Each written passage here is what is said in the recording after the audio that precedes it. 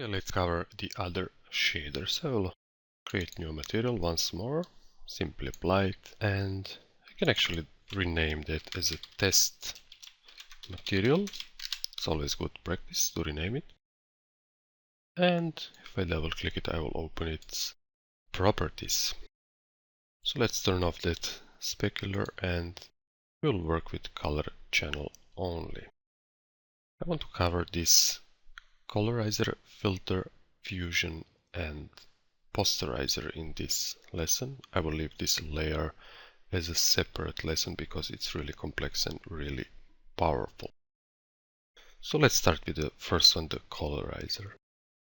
To actually show you the benefits of that effect, I have to show you a little something. First, let me just drop here a checkerboard shader.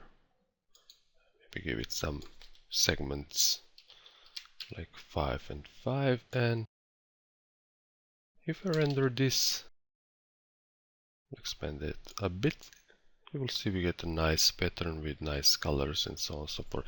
And this is actually the calibrated scene, but I just removed the sphere and extruded this part. Let me show you what is the most common mistake when you are creating materials. For example, let's say that I drop this strength. I want to maybe put here pure white. And currently it has no effect because this mix mode is set to normal.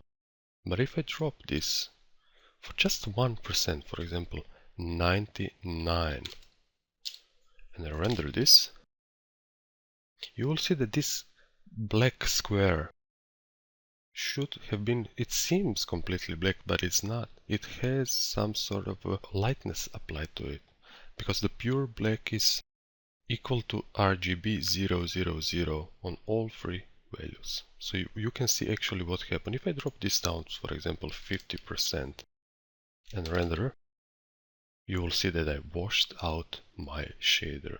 And that is exactly what happens when users wash out their textures and shaders and bitmaps and so on. This is why I generally avoid using anything other than normal. If I set this to multiply, for example, and simply drop this to, let's say, 50%, then my texture will be darkened.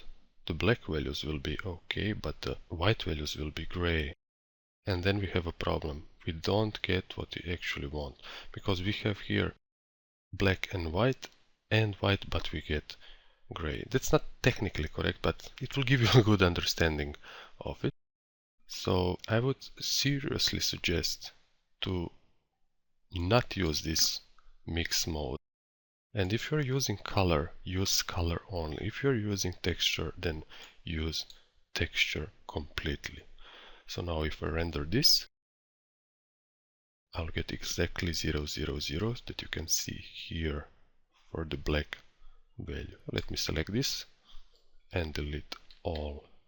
This picture viewer is really great stuff. I will show you that in next lessons. Now that I've shown you that, I think it's a good idea to show you the benefits of Colorizer shader. I can actually delete this or not. If I select Colorizer right now, then it will put this checkerboard shader in the texture slot. So Cinema is really smart there. I'll delete this one gradient gizmo, so we have two colors to work with. It will be much simpler to understand. So when you come into the situation that you want to add color to some black and white noise or any shader that it's available in Cinema 4D, your best bet is to use the Colorizer shader. This way you can colorize the texture itself without getting into problems that you will wash out the texture or darken it or something like that. So for example, let me demonstrate this. Select some nice color here, for example, maybe blue. Blue is very nice color.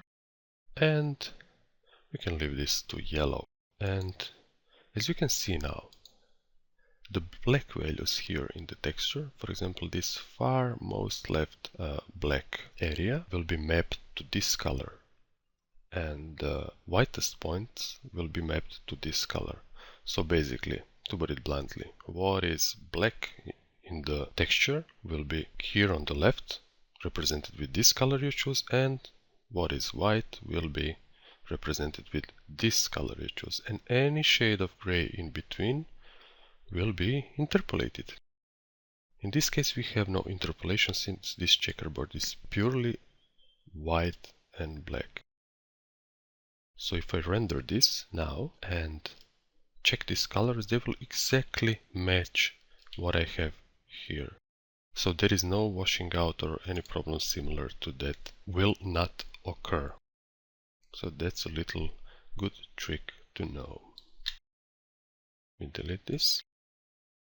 And I can actually clear that shader and go to next one. And the next one is this filter shader. So if you select it here, you will immediately get a black surface. And if you enter that shader, and this shader is basically suited for manipulating bitmaps. So if you have some sort of image, so let's load some image, something like this,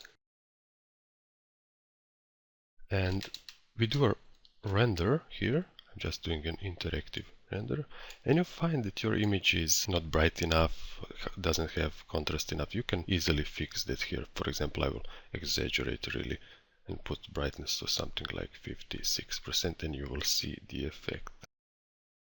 So if you want to filter your texture, your shaders, your bitmaps, you can use this to get really the effect you want without the need to go into 2D package. It's pretty simple. Let me clear it out. And I will disable this render region. We can go to our next guy, which is Fusion. I would rather skip Fusion because Fusion is really a relic system. The new layer system is much better and replaces Fusion completely. Fusion is just here because of some older scenes and that you have so that you preserve compatibility. So Fusion sucks, layer is the good guy. So, and I will talk about layer in a special lesson. And we can cover this posterizer, which is also really simple. If you load the image here, we'll use our nice beach image. It will actually posterize that. Even if I render that, it will be posterized. It will posterize that image to match these current settings. Maybe now it is a good time to talk about this sampling. Basically, all these samplings are suitable for something. Some blur the image. Basically, all do some blurring or sharpening the image, but in a different way. If you put none here, you will get no blurring at all. You can use that for still images because there will be no moving elements. But if you are using images, textures, or shaders in animation, consider few of these options, any of this sampling. They're really covered good in documentation, so you avoid artifacts and problems in your animations. One thing to be aware of: blur does not work when the sampling is set to none. Let me show you that if I put this to 50%, absolutely nothing will happen. But as soon as you change this sampling to something, you will get blurring. This is where users can run into problems. Actually, some of these sampling settings do not work with blur. Okay, just remember that. Let me clear this image. And I will skip this layer for now because it's really complex and I really want to show you these other effects before we continue to discuss the layer shader. Basically, the layer shader is designed where you can stack materials and how will they stack upon each other and stuff like that. So I really want to cover them all before we delve into the layer shader, which is extremely powerful and underutilized in many ways while users are creating scenes. So let's go with our next set of effects.